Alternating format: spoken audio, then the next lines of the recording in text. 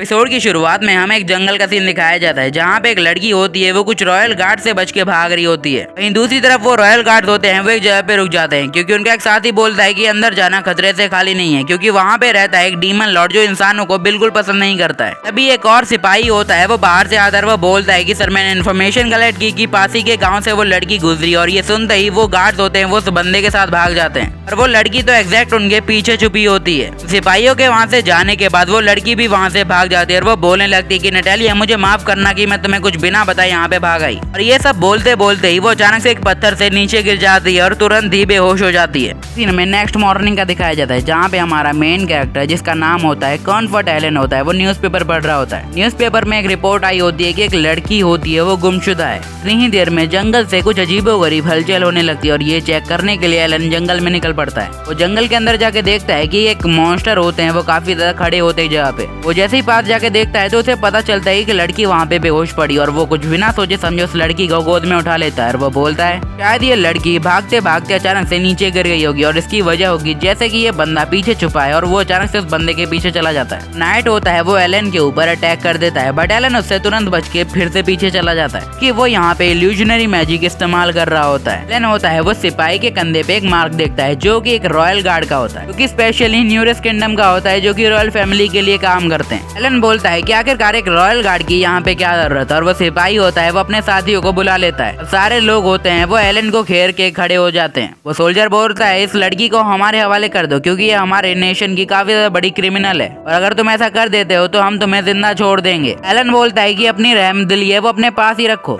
सुनते ही होता है एक सोल्जर उसके ऊपर अटैक कर देता है, बट एलन उसे तुरंत डॉज करते उसे ही गिरा देता है। और जो लीडर होता है वो बोलने लगता है कि इस बंदे के हाथ है वो भी बंधे हुए, मतलब उसने उस लड़की को उठा रखा है, जो इसके ऊपर अटैक करो। पर एलन होता है वो अपने मैजिक का इस्तेमाल करते हुए आइस बाइंड अटैक कर देता है और सभी के पैरों को जमा देता है। अब उन सभी को वो अपनी असली पावर दिखाने लगता है, और उसके हेयर देख के एक बंदा बोलता है कि तुम डीमन किंग हो ना। तो एलन बोलता है कि अपनी जबान को थोड़ा लगाम दो क्योंकि मैं हूं the great demon king. Alan अपना एक अटैक करता है जिसका नाम होता है फैंटम ड्रीम, जो लोगों को इमेजिनेशन करने पे मजबूर कर देता है। एलन होता है वो बोलता है सिपाहियों से आखिरकार यहाँ पे क्या हुआ, तो वो बताते हैं कि हम यहाँ पे आए तब कुछ मॉन्स्टर इस लड़की को खा चुके थे। ये रिपोर्ट अब जाके वो अपने किंगडम में देने वाले हैं, और ये सुन के एलन उन्हें वहाँ से जाने की परमिशन देता है। ये भी बताता है कि यहाँ से जाने के बाद इन बंदों को इस जगह पे जो भी हुआ वो कुछ याद नहीं रहेगा। अगला सीन हमें उसी की मेंशन का दिखाया जाता है जहाँ पे एलन होता है उस लड़की की ट्रीटमेंट कर रहा होता है। सोचने लगता है कि इतनी प्यारी लड़की कहीं की क्रिमिनल हो सकती है क्या, और दूसरी तरफ अब वो न्यूज़पेपर को पढ़ने लगता है। उसे लग रहा होता है शायद ये वही लड़की है जो नेशन से लापता है। इतने में ही उस लड़की को जिसका नाम होता है शार्लेट, उसको होश आने लगता है। उस लड़की के उठते ही हमारा जो एलन होता है वो उसे दवाई देता है। वो उससे पूछने लगता है कि आखिरकार तुम जमीन पे कैसे गिरी पड़ी थी। वो बताने लगते हैं कि असल में वो जंगल में खो गई थी, और एक मेंशन को देखते ही वो उसकी तरफ है वो भागी चली आई और अचानक से गिर के बेहोश हो गई। हमारा एलन होता है वो न्यूज़पेपर पढ़ने लगता है। वो बोलता है कि न्यूरेस किंगडम से एक लड़की लापता है जिसका नाम है शार्लेट, जो कि न्यूरेस किंगडम के सेकंड प्रिंस की फियांसी हुआ करती थी। शार्लेट होती है वो मना करने लगती है कि ऐसी बात नहीं है, और एलन होता है उस पर तुरंत भरोसा कर लेता है। वो बोलता है कि तुम चिंता मत करो, देखो यार मेरी आंखें ऐसी हैं कि मैं किसी को भी देख के बता सकता हूँ कि कौन झूठ बोल रहा है कौन सच, और अभी तुम बिल्कुल भी झूठ नहीं बोल रही हो। ये सुनते ही शार्लेट रोने लगती है और ये पूछता है कि आखिरकार क्या हुआ, तो शार्लेट बताती है कि आज से किसी ने इतने जल्दी मुझ पर भरोसा नहीं किया है। थोड़े आराम के बाद हमारा एलन होता है वो शार्लेट से पूछता है कि आखिरकार तुम्हारे साथ क्या हुआ था। हमें थोड़ा सीन दिखाया जाता है पास्ट का जहाँ पे एक प्रिंस होता है वो बोलता है कि फेस्टिवल शुरू करने से पहले शार्लेट कहाँ पे हो, जल्दी यहाँ पे आओ। लोगों को नहीं पता है कि शार्लेट क्या है क्योंकि उसके बारे में अफवाहें देखी कि वो एक रखेल की लड़की, यानी यहाँ के राजा के रखेल की लड़की। शार्लेट सीधे प्रिंस के पास आ जाती।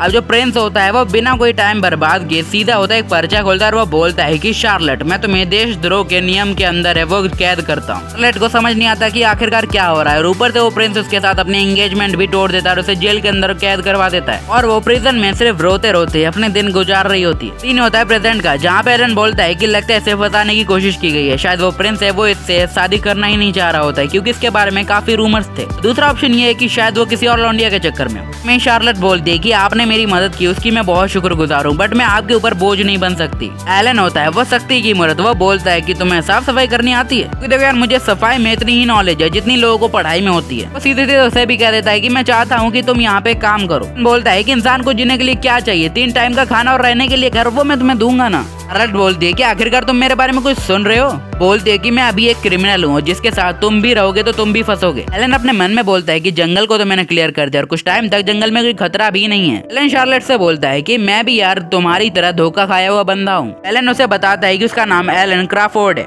एलन बताता है कि कुछ समय पहले या फिर कहें 3 साल पहले उसने एक पार्टी ज्वाइन की थी, जहाँ पे उसका पहला बिहेवियर काफी बढ़िया था। उसके पार्टी के मेंबर भी एकदम अच्छे थे और एक दिन जब उन्होंने उस बंदे से यानी हमारे एलन से सील ओपन करवा ली एक मंदिर की और उसे अंदर ही छोड़ दिया मॉन्स्टर के हाथों मरने। शार्लेट उसकी इस बात को बहुत ज्यादा रिलेट मार जाती है। एलन अपने मन में बोलता है ये लड़की तो मेरी बात पे एक पल में ही भरोसा कर गई। बोलता है इसलिए मैं चाहता हूँ कि तुम मेरे साथ रहो। और शार्लेट भी होती है इस बात से बहुत ज्यादा एग्री कर रही होती है, बट वो अपनी भावना को कंट्रोल करती है और वो बोलती है अगर मैं यहाँ पे रुकी तो तुम्हारे लिए काफी प्रॉब्लम क्रिएट हो सकती है। ब्लैकमेल करना तो कोई हमारे एलन से सीखे। एलन होता है वो अपने हार्ट पे एक कर्ज कर लेता है। एलन होता है वो शार्लेट को बताने लगता है कि अगर तुम मेरे साथ काम करने के लिए रेडी नहीं हुई तो 3 मिनट के अंदर मेरा दिल है वो धड़कना बंद कर देगा और मेरी मृत्यु हो जाएगी। और अब उसे सीधा का सीधा ब्लैकमेल करने लगता है कि क्या बोलती हो, करोगी मेरे साथ काम। शार्लेट को अभी उससे डर लग रहा होता है क्योंकि वो अभी एकदम विलेन की तरह बिहेव कर रहा होता है, जबकि उसने थोड़ी देर पहले ही उसे सिपाहियों से बचाया है। अब एलन होता है वो बोलने लगता है कि जल्दी डिसीजन लो यार, 2 मिनट 31 सेकंड बाकी यार, मैं मर जाऊंगा। बताता है कि ऐसे करके मैंने उसे ब्लैकमेल किया और उसे अपने साथ काम करने के लिए मना लिया। अगले सीन में जो शार्लेट होती है वो हमारे एलन के घर की साफ सफाई कर रही होती है, जिसे देख के एलन काफी खुश होता है। वो बोलता है कि ड्यूक की फैमिली की लड़की इतनी अच्छी है, वो साफ सफाई कर सकती है, इसकी उम्मीद नहीं की थी। शार्लेट बताती है कि असल में वो अपने घर पे भी काफी काम करती रहती है। एलन भी अपने मन में बोलता है कि जब मैंने इसको बचाया था और इसके हाथ देखे थे, मुझे पता चला था कि ये इसकी फैमिली में जो ड्यूक टाइटल मिला है वो सिर्फ इसे नाम के लिए। शार्लेट एलन का भी शुक्रिया अदा कर दिया क्योंकि उसने भी साफ सफाई में काफी मदद की है, जैसे कि उसने फालतू सामान को अपने मैजिक के जरिए जला दिया। शार्लेट बोलती है क्या तुम्हें सच में मेरी जरूरत है घर की साफ सफाई के लिए? तो एलन बोलता है कि हाँ बिल्कुल। एलन बोलता है कि तुम मेरे घर की पुरानी हालत देख के कह सकती हो कि मैं कितना लापरवाह बंदा हूँ जो अपने घर की हालत पे भी नोटिस नहीं करता है। शार्लेट बोलती है कोई गर्व की बात थोड़ी है। शार्लेट बोलती है कि आखिरकार अब मैं दूसरा कौन सा काम करूँ, और जैसे ही वो उसे देखता है वो बोलता है कि फिलहाल के लिए तो कुछ नहीं, और वो उसे ये बोल के चला जाता है कि तुम्हारी मर्जी, डिनर तक जो चाहे वो कर सको। शार्लेट बोलती है तुम्हें नहीं लगता कि मैं यहाँ से कुछ चुरा के भाग जाऊंगी? एलन बोलता है मेरे घर में कोई भी कैश है वो नहीं, और मुझे परवाह भी नहीं क्योंकि ये सारा सामान हमारे एलन ने शार्लेट के लिए लिया होता है, इस वजह से वो उसे थैंक यू बोल देती है। अब एलन होता है वहाँ से चला जाता है अपने कमरे में और शार्लेट भी उसके पीछे आती है। तभी एलन बोलता है कि मैं असल में यहाँ पे कुछ काम कर रहा हूँ, तो प्लीज मुझे डिस्टर्ब मत करना थोड़ी देर तक। शार्लेट वहाँ से चली जाती है और हमारा लौंडा अपने मन में बोलता है कि वैसे मैं किसी को भी ये सब कहना पसंद नहीं करता, बट यार क्या करूँ। वो बोलता है कि मुझे ज्यादा सोशलाइज होना पसंद नहीं, और वहाँ पे वो अपनी फेवरेट स्किल यूज करने लगता है। हमारा एलन एक लेखक है जो अपने शब्दों से लोगों को मोहित कर लेता है, और हमारे एलन को एक टाइटल मिला है रेड पेन डेविल। हो जाती है काफी ज्यादा ही शाम। सो एलन होता है वो बाहर की तरफ जाने लगता है तो नोटिस करता है कि वहाँ पे शार्लेट नीचे बैठी होती है और बहुत ज्यादा काउंटिंग कर रही होती है। एलन बोलता है कि आखिरकार तुम ये क्या कर रही है? तो बताती है कि तुमने मुझसे कहा था ना कि मैं जो चाहे वो करूँ, तो मैं कब फ्लोर के मतलब जो भी है वो चीजें गिर जाता है। वो बोलता है कि असंभव, तुम ये नहीं कर सकती हो। अगले सीन में एलन होता है वो शार्लेट से बोलता है क्या तुम्हारे पास कोई हॉबी है? वो मना कर देती है कि उसके पास कोई भी हॉबी नहीं है। तो एलन बोलता है कि आखिरकार तुम फ्री टाइम एंजॉय कैसे करती हो? तो वो बताती है क्योंकि पहले मेरी एंगेजमेंट हो गई थी तो मैं एज अ वाइफ बनने की कोशिश करती थी। एलन काफी ज्यादा परेशान हो जाता है। वो बोलता है तो आखिरकार तुम्हें उसमें क्या एंजॉयमेंट मिलती थी? तो ये भी बताती है कि वो उसका टाइम कुछ ज्यादा अच्छा नहीं था क्योंकि उसे हर पल डांटी पड़ती रहती थी। एलन काफी परेशानी के साथ पूछता है तो आखिरकार तुमने एंजॉय कब किया? तो वो बताती है कि हाँ मेरे पास कुछ मेमोरीज हैं जहाँ पे मैं अपनी बहन नेटालिया के साथ थोड़ा एंजॉय करती थी। यहाँ पे एलन काफी गुस्से में था। तो शार्लेट बोलती है आखिरकार तुम्हारा फेस इतना स्कैरी क्यों है? तो वो बोलता है कि मैं बचपन से ही ऐसा।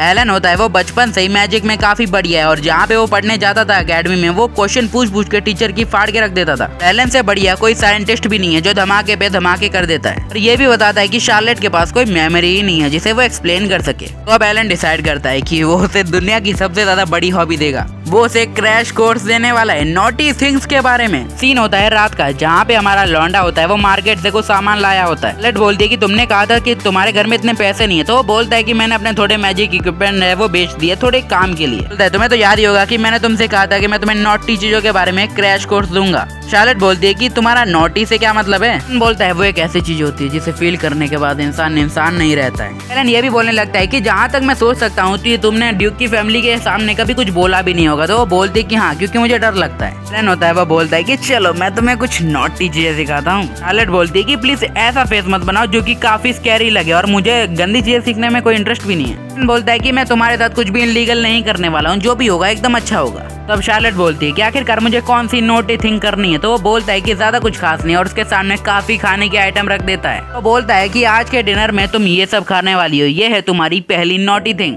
इसमें क्या नोटी है भाई? शार्लेट बोलती है कि बट हमें तो प्रॉपर डिनर करना चाहिए, जैसे कि रोटी सब्जी। एलन बोलता है कि देखो यार, यही तो बात है कि मैं तुम्हें नोटी चीज करने के लिए क्यों कह रहा हूँ, क्योंकि यार तुमने ड्यूक के सामने हमेशा उसकी बात मानी है, पूरी तरीके से एक सर्वेंट बन के रह गई हो, इसलिए मैं चाहता हूँ कि तुम्हें वो अच्छे से काम करो। और वो उसके सामने एक बहुत ज्यादा अच्छा केक रख देता है और वो बोलता है खाओ, बट वो उसे डिनाई कर देती क्योंकि वो उससे खाना नहीं चाह रही होती। एलन होता है वो उसका मूड बनाने लगता है कि बोल के भाई क्या केक है यार, एक बार खा के देखो, कतई मजा आ जाएगा। एलन ये भी बोलता है कि तुम्हें अपने मास्टर की बात तो माननी ही चाहिए। वो उसे एक फोक दे देता है खाने के लिए और वो बोलता है कि देखो अगर तुमने खाना नहीं खाया ना, मैं फिर से अपने ऊपर डेथ कर्स लगा लूंगा। जो शार्लेट होती है वो उसकी बात को मान जाती है और वो बोलती है कि अच्छा ठीक है खा रही हूँ ना। वो जैसे ही उन खाना में से कुछ डिसाइड करती है कि आखिरकार उसे क्या खाना है, तो वो बोलती है एलन से क्या तुम मुझे प्रेफर कर सकते हो कि मैं क्या खाऊं, क्योंकि जहाँ से यानी हमारी शार्लेट ड्यूक की फैमिली से बिलोंग करती है, बट उसे हमेशा कुछ ना कुछ वाहियात खाने के मिलता है, जैसे कुछ बचा कुचा।